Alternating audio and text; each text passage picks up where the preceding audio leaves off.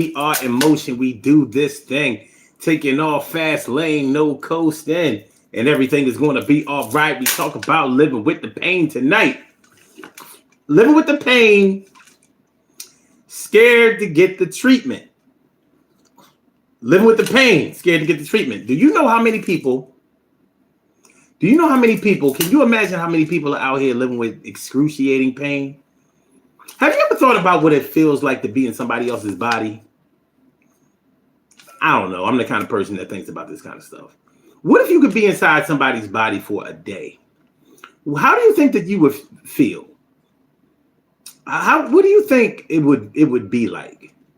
You know, I'm not talking about living somebody's life. You know, how we have reality shows and stuff like that that try to touch on what it might be like to live somebody else's lifestyle, to see what they go through on a daily basis, meeting people, answering calls, going from this place to that place. I'm not talking about that. What if you could live inside of somebody else's body to feel how it feels to have their blood pumped through their body, to feel their heartbeat, to think their thoughts, to feel all of the pains, the little creaks, all of the things that they feel in the physical form. What if you could experience what that feels like?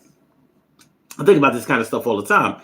And the reason that I'm thinking about it lately is because, you know, when you watch somebody that you know, or somebody that you care about, somebody that you love, when you watch them, if you've ever had the negative experience of watching somebody die, then you understand what I'm talking about. But you would probably be amazed at the pain that certain people live with day to day without complaining, without even letting on to anybody that they have something wrong with them. But if you can live inside their body, you might see that, wow, this person can barely walk, yet they're walking. This person has problems lifting their arm, yet they lift their arm. This person might be living with the onsets of Parkinson's disease, yet they're keeping themselves from shaking. Stuff like that. And I can actually talk about these examples because I've seen people who have tried to hide these things. If you've ever seen somebody try to hide advanced Parkinson's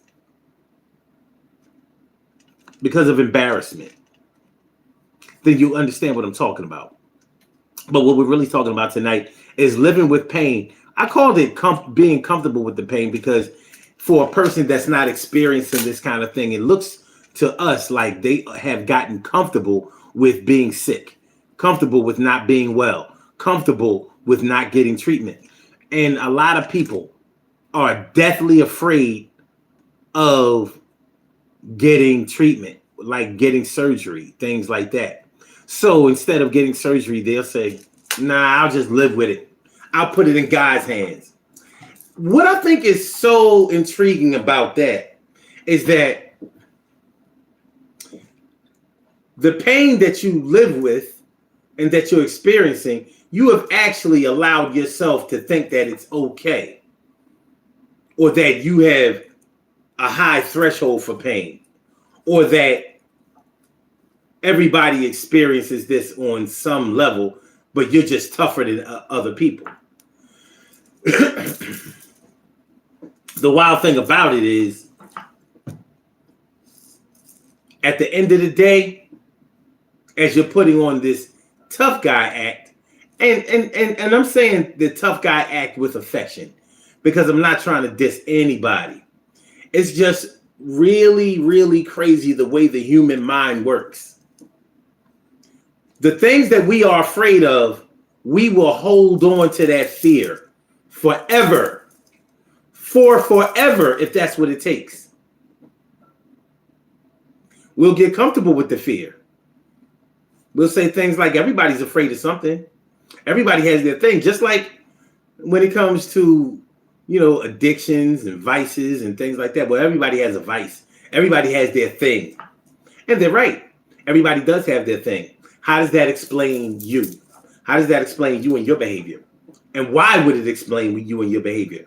Just like your parents used to say to you back in the day, if everybody was jumping off of a bridge, would you do it too? And the truth of the matter is, there's some people who would. Well, yeah, if everybody's jumping off of a bridge, then that must be the thing to do. Or they couldn't have all died. Maybe God wants us to all jump off a bridge. Anyway,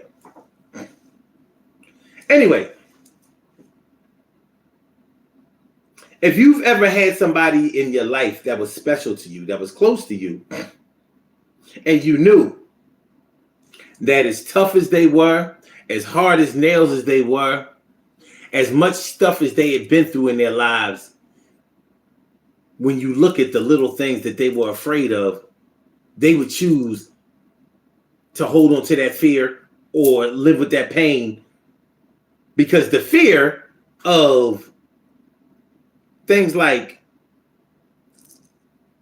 how many people are really, really afraid to get a needle? I've seen gangsters be like, oh man, no needles though, no needles. I'm like, well, I guess heroin use is out of bounds for you. That's good, but you need this shot. So much to the fact that doctors and practitioners understood that people are so afraid of needles that they found another way for diabetics to be able to administer treatment to themselves, because then those needles wasn't getting it. People wasn't going to do it. Some people would rather die rather than to go under the knife, rather than to have to take a needle, rather than to have to go to a dentist. Now, I'm not saying that any dental work is life-threatening, but when you're talking about quality of life, one of the things that sends most people to the dentist, no matter how afraid they are of the dentist, is tooth pain. If you've ever had a toothache, real live tooth pain, you will know what it's like to not be able to live with something because tooth pain don't go away. It be knocking. You be wondering, like, what kind of mess is this? Why does a tooth have to hurt so bad? Why does it hurt so bad? Why do I feel so sad? I thought I was over. Shit! I keep trying. Cause I don't love you. So why does it hurt so bad? Oh shit. Oh shit. I heard it.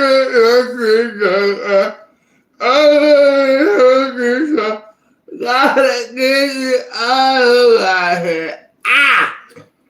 Hurt me so bad. That's it. Anyway, so yeah, cats might have they might have 2 or 3 bodies, but they scared of a needle. They might have raped, they may have hurt, they may have maimed, they may have shitbagged motherfuckers.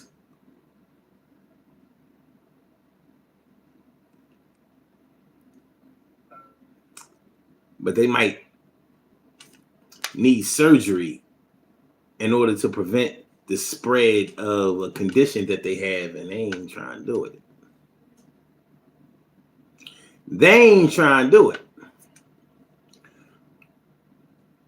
Just like an addict. An addict will know that they are addicted and that it's taking a toll on their health, their quality of life, their ability to have relationships and even a roof over their head. But they will make excuses for their addiction. But that's how drugs and addiction work. I don't understand the terminal illness part where you're living with all that pain. If you've never had cancer, you don't know the pain of cancer. I don't even know what people are talking about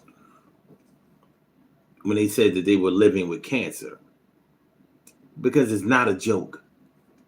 It's not a joke. But I've also known people who were afraid, deathly afraid, to get the cancer treatments. Now, there can be other reasons that people don't want to get cancer treatments, because things like chemotherapy and radiation and things like that have proved to kill everything except for the cancer. So, you can go through those rounds of radiation, rounds of chemo, and the success rate is so low. The success rate is so low, and the failure rate is so high. The success rate is more like 10%. 10% of people who employ chemotherapy wind up not being cured or treated or cleared of cancer. They wind up perishing. They wind up passing away.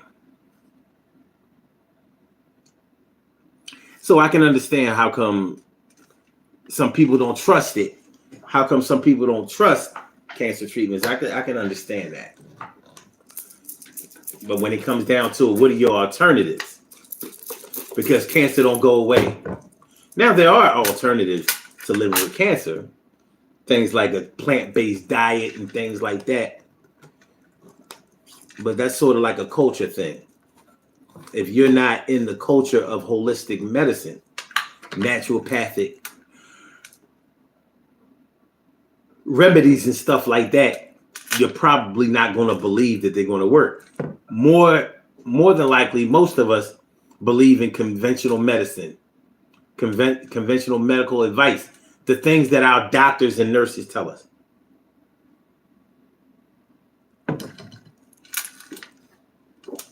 We don't believe in spinach.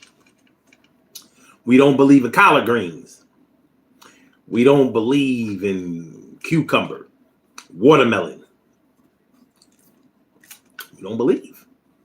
We believe those things can supplement our health, but we don't believe that they can cure us. Okay, what we're talking about is getting comfortable with the pain. Like I was talking about earlier, if you could live in somebody's body, or if you think that you live with regular pain, but you know that you have been proven to be healthy by your doctors, by the checkups that you have had before and things like that. But when you were like 53 years old like me, and then you can't run as fast as you used to. You don't have hair on your head like you used to. You're not able to jump as high and as far as you used to. I had a real eye-opening moment just yesterday. Just yesterday, yo. At my job, they were waxing the floor. They had stripped and waxed the floor at my job. And it was this space, maybe 5, 6. I want to say it was like at least 6 feet of space. And I had to jump over the wax or go all the way around. Well, see, I used to have mad ups. I used to be able to stand stationary and jump at least like 4 or 5 feet in the air. So if a box was 5 feet in the air, 4 or 5 feet in the air, I didn't have to run and jump. I could just spring up and jump on that shit like on something like a cat. Well, I didn't 100% clear that wax. And I was like,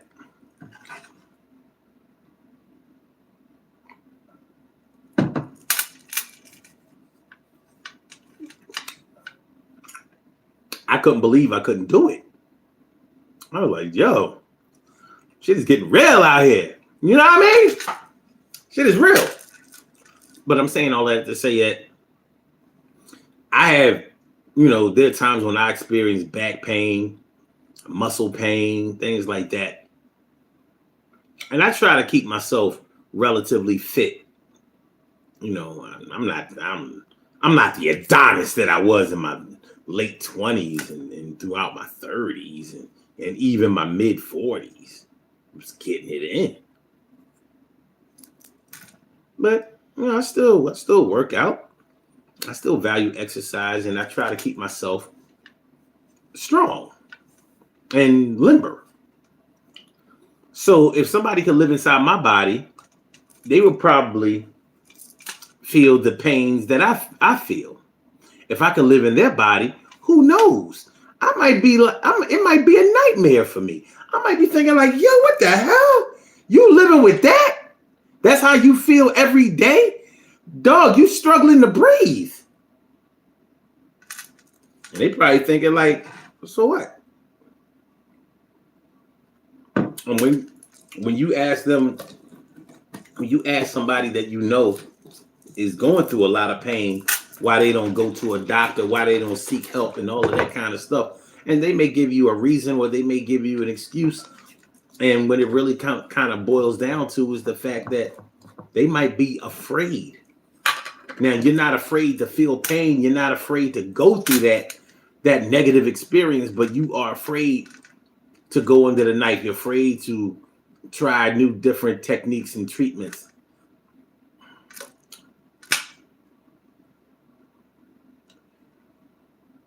I can't imagine I couldn't imagine being so scared, more afraid of the diagnosis than the actual problem.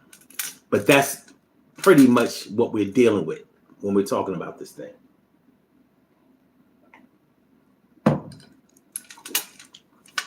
We're talking about not being afraid to feel excruciating pain day after day after day, but being afraid to go to the doctor and find out exactly what's wrong.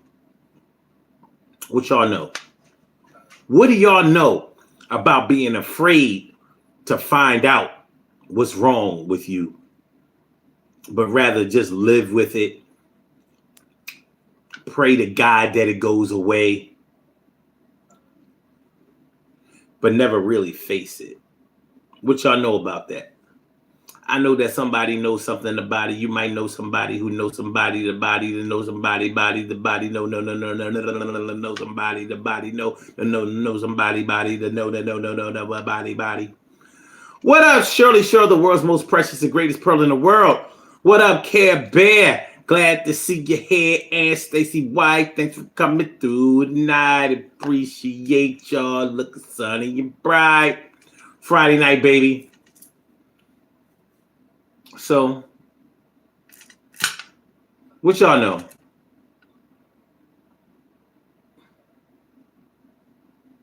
What y'all know? What do y'all know about somebody knowing that they have a serious health condition but refusing to stop smoking, refusing to stop drinking, refusing to stop using drugs? What do y'all know about that? I know something about that.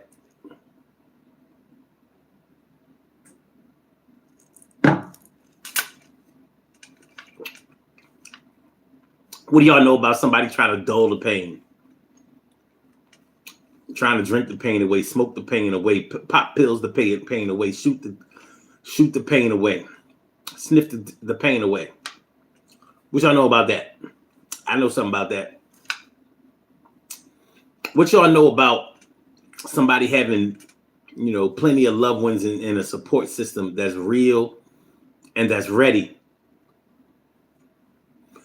but them avoiding that support system because they really only want to be supported in the way that will allow them to practice escapism instead of addressing the real problem? What y'all know about that?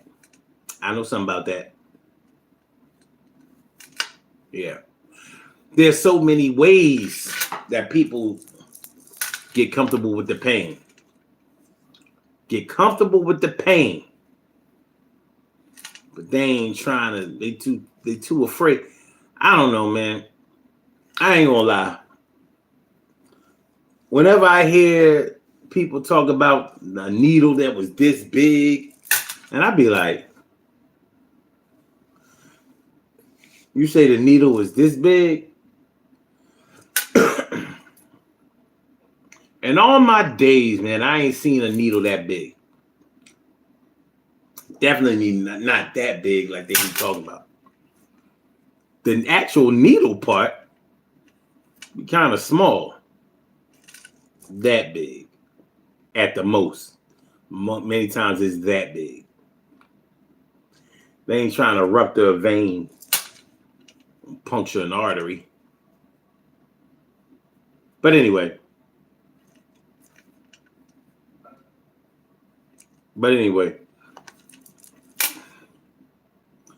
I don't know. I just be thinking dudes are so much big punks for being scared of a needle. Or scared to go to the dentist. And like I said earlier, tooth pain will make you go to the dentist no matter how afraid of a dentist you are.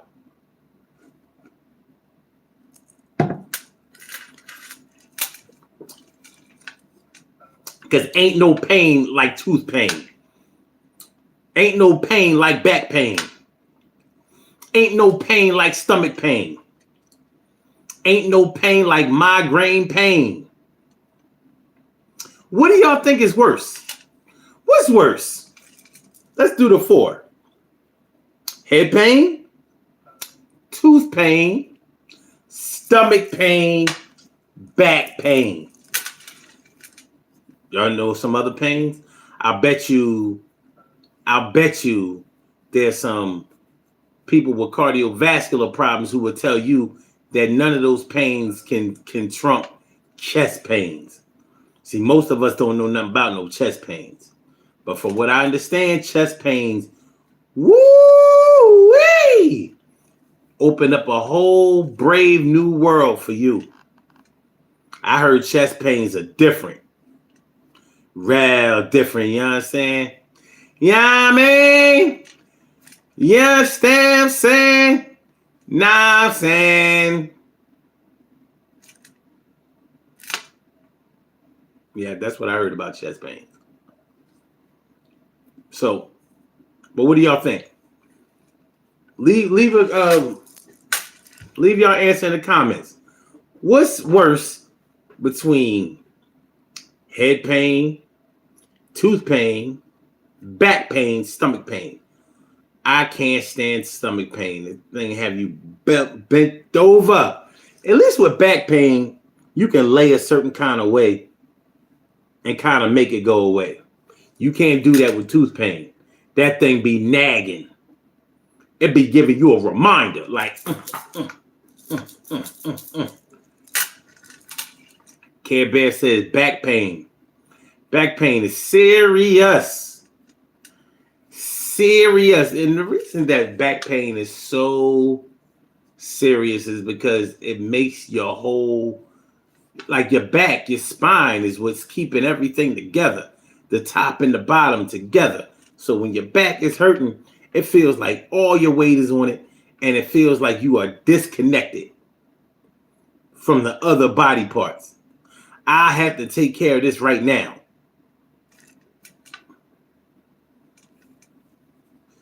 Care says, I learned that after my car accident. I was unable to lay flat for 3 years.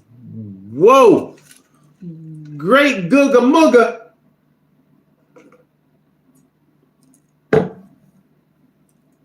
Good Googa Mooga. Good Googly Moogly. Good Googly Mooga. Googa Moogly. Moogly Moogly Mooga Googa. I'm really, really sorry that you had to go through that. But at least you can speak from real experience. Your back is messed up, man. Your whole body is messed up when you have back pain. Because it connects the top to the bottom.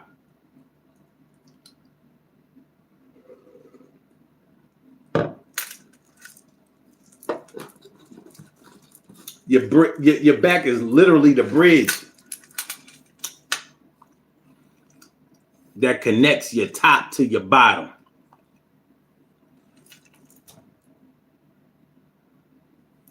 Literally. It's that deep. It's that serious. So make sure y'all hit that like button, y'all. Make sure that y'all share the show. Make sure that y'all subscribe to the channel. If you haven't subscribed to the channel yet, this is the Daily Go Getimism Show. We are talking about living with the pain. Oh, I'm sorry. Getting comfortable with the pain. Scared to get treatment. Scared to get that chemo. Scared to get that radiation. Scared to get the surgery. Gotta get a second chance to get to me. I ain't get no surgery this time because I'm not feeling the way the doctors are coming at me. I can do something better for myself, and my wealth will afford me. Somebody better buy me. Yo, them docs are trying to try me. You ain't put me none to sleep and cutting me open. Yo, the organs I'ma keep. I don't try to act like they're trying to fix when you are really trying to put me in a deathly mix. And I might be afraid to die, but not that afraid to where I let you use a blade, cut me open, leave me open for infection. I ain't trying to do that. Somebody give me protection from this bullshit that he's talking about. The doctors don't really know what they talk about. I know my body and they don't know mine. I know that a better opinion that let me do what I want to do is what I find. And I don't care if I gotta pay off a doctor like Michael Jackson did. Just as long as you don't lay me to rest, kid. The thing is, that's what happens. Eventually, you have a terminal illness or a potentially terminal illness. The next step is that's all. That's all.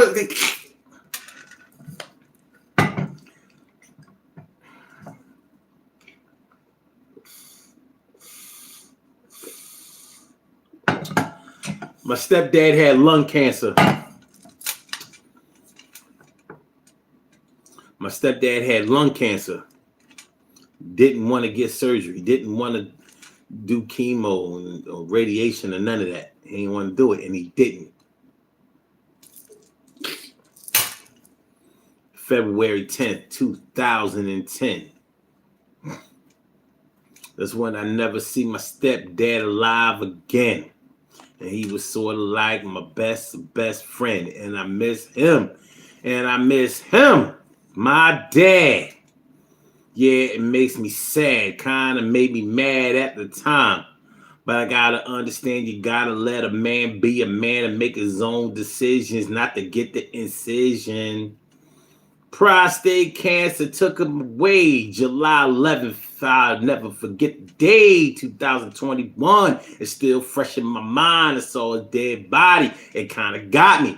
Got me down in the dumps. Had to take my lumps just like everybody else. Gotta go for self. But your health is the most important thing, King. And don't ever forget that thing, because that's the main thing.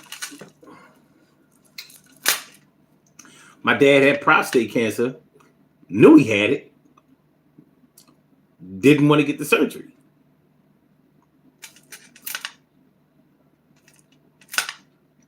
So let him tell it. He had lived with enlarged prostate for 30, 35 years. That's what he told me. I'm like, what? That's what he told me. That's what he told me. So, I don't know, man. I don't know.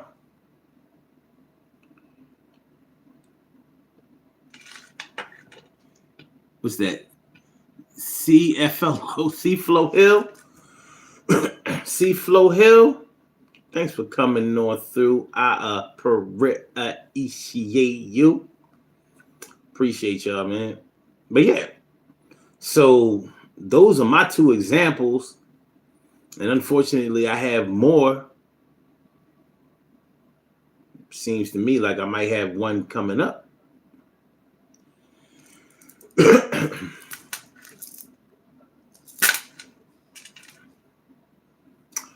one thing about women as opposed to men, women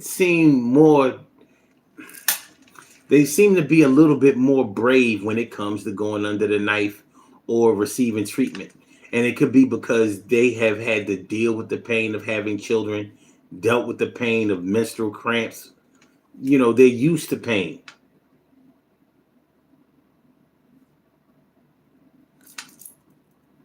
They're used to living with pain more than men are. It doesn't mean that men don't live with excruciating pain, but it's hard to compare the two.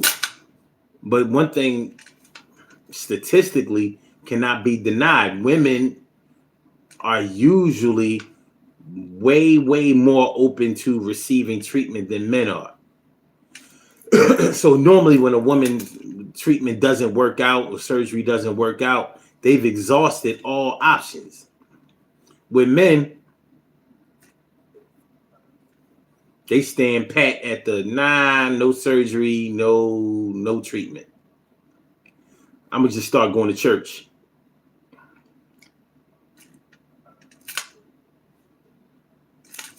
All right.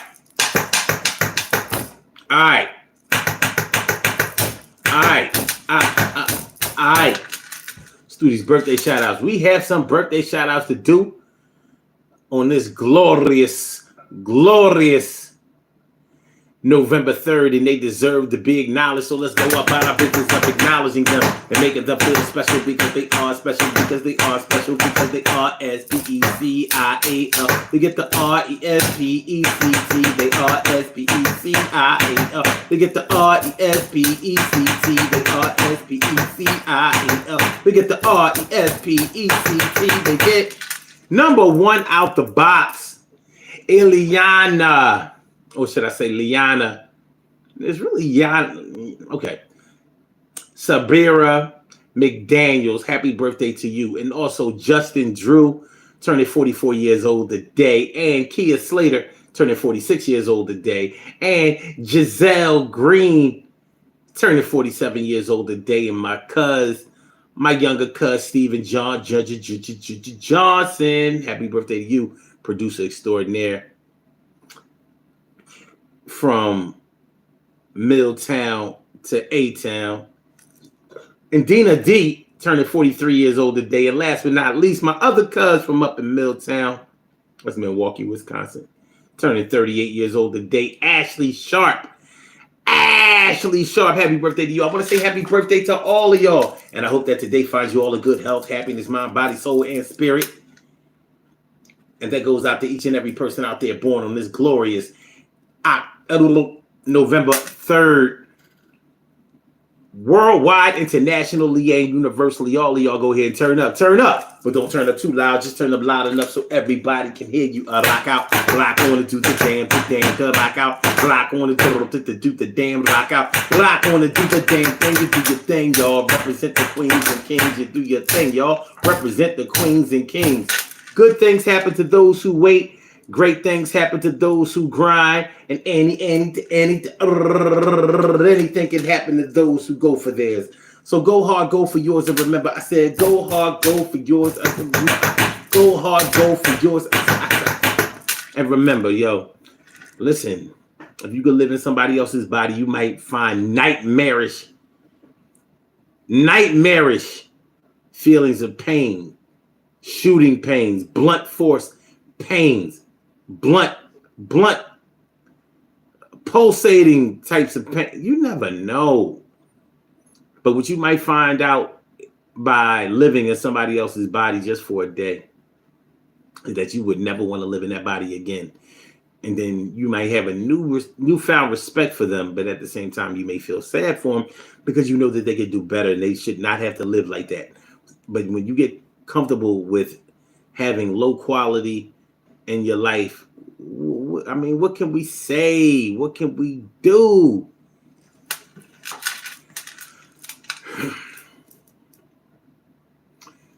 Peace to all my day ones, my everydays, and my brand news. I love y'all to death. Resuscitate y'all. Love y'all right back to life. We will be back tomorrow afternoon at 1 p.m. Eastern Standard Time for another daily go-get-emism. Urban Therapy with Sun show. Actually, this is the Daily Go Getimism show, but we'll be back with the Urban Therapy with Sun show. So. I appreciate y'all, man. Y'all have a great night. Don't forget to hit the like button. Don't forget to share the show. Don't forget to subscribe to the channel if you haven't subscribed to the channel yet.